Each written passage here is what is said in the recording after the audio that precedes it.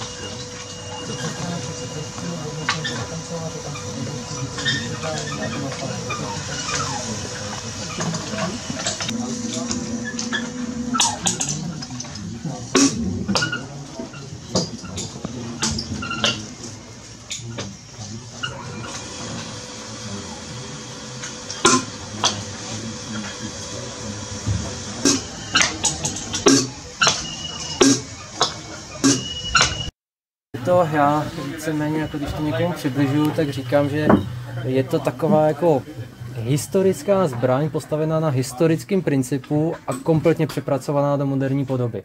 Takže opravdu z toho historie zůstalo jenom to, že tam je tětiva, šipka a ta tětiva vystřeluje šipku a všechno ostatní už z historii nemá nic společného. Začíná se dřevem a to už je jiný materiál? Tohle víceméně na tu kuši se paradoxně pořád používá dřevo z většiny. Je to dělané tím, že se tím eliminují potom vibrace při výstřelu, protože přece jenom nějaký vibrace z toho luku jdou a to dřevo, to je dřevo. Jo, do dneška vlastně to dřevo je podle mě nepřekonaný materiál v tom pohlcování těch vibrací, takže na kuše se v drtivé většině, ne úplně ve 100%, ale v drtivé většině se pořád to dřevo používá. Víc se samozřejmě tvaruje do moderní podoby, aby to bylo ergonomické, aby to všem střelcům vyhovovalo, aby to splňovalo nároky na moderní střelbu. Takže víceméně to nejzákladnější luk a tětiva, to je vlastně celý ten princip té zbraně. Tětiva se natáhne, je na to natahovací páka, když taky ještě přinesu, tu jsem nechal v šatně. Takže tohle je tětiva, upřímně nevím, je to nějaký syntetický materiál, řekl bych něco na způsob teflonu, bych si asi tipnul, ale úplně přesně nevím. Musí to vydržet obrovský tah. Musí to vydržet obrovský tah, ale zase ze své zkušenosti tahle tětiva konkrétně, ta už je stará, no možná i desítky let a pořád funguje. Zase jako je to střelba, která ať už na ten materiál, na té zbraní, anebo na ty šipky je jakoby hrozně šetrný. Takže tady vlastně mezi tou tím spouštěvým systémem a mezi vlastně tím spouštěcím háčkem, který je tady z vrchu a který drží tětivu za tenhle háček a v momentě spuštění to uvolní, tak tam vlastně není žádný mechanický propojení, ale je to vlastně ve spoušti nějaký snímač, který samozřejmě, jak funguje, to je výrobní tajemství, a na vypuštění toho háčku je tam elektromagnet. Takže vlastně to propojení jsou jenom takový 2 malý drátečky, který převádí kontakt. Takže vlastně omezuje se, tadyhle vzadu se omezuje velikost toho průhledu, tím se koriguje světlo při tom míření. Takže obzvlášť tady na těch 30 metrech, když svítí sluníčko a je velký světlo, tak tadyhle vzadu se dává menší průhled, aby se to stáhlo, aby to nezářilo tolik do oka. Naopak, když je třeba deštivo a je tma a tak dál, tak se to zvětšuje, aby se naopak zase tomu střelci ten celý obraz toho, kam míří, aby se mu rozjasnil.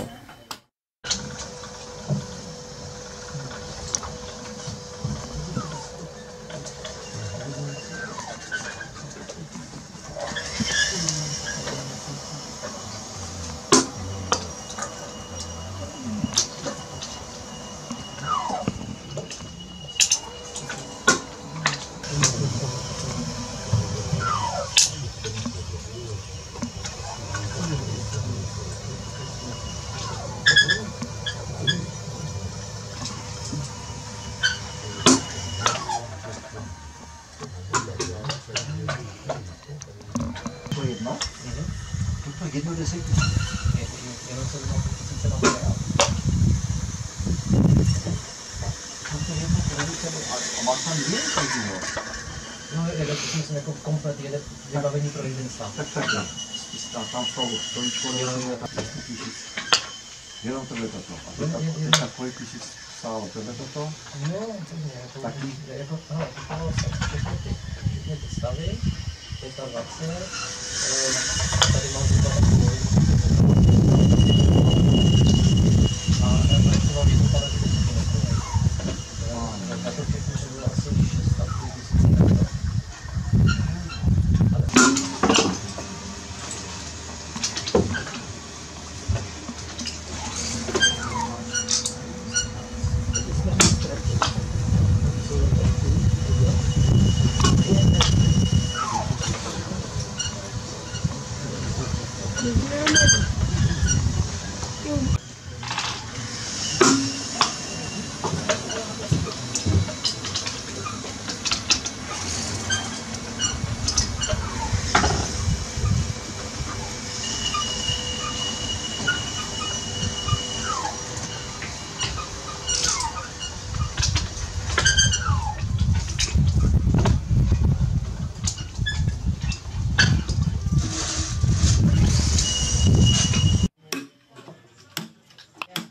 Šipka doletí bez problémů stovky metrů daleko. Let později má už kuše pažbu, speciální mířidla a tětivu, která vystřelí šipku rychlostí 60 metrů za vteřinu. Co se od dob obléhání hradů nezměnilo, je dřevěné tělo. Velbě moderní kuší se věnuje v Česku asi 200 lidí. Jakkoliv fyzická osoba. Každopádně je potřeba k těmto zbraním přistupovat velmi zodpovědně. Ti nejlepší rychle vyvracejí myšlenku, že stačí jen dobře vidět na té mentální trénink. Než vůbec vystřelí, příprava trvá přes půl hodiny. Věděli, jak moc fouká, nejenže šipku mohou brát poryvy, ale taky ještě při letu opisuje oblouk. Kdyby třeba jsme chtěli dost značně upravovat, protože najednou bychom byli prostě o 20 cm nahoře, dole. Kuši mi tu nikdo ze světových borců půjčit nechce. Záhy se dozvídám proč, kompletní výbava stojí až 500 000. Dva se zkuší opravdu mazlit.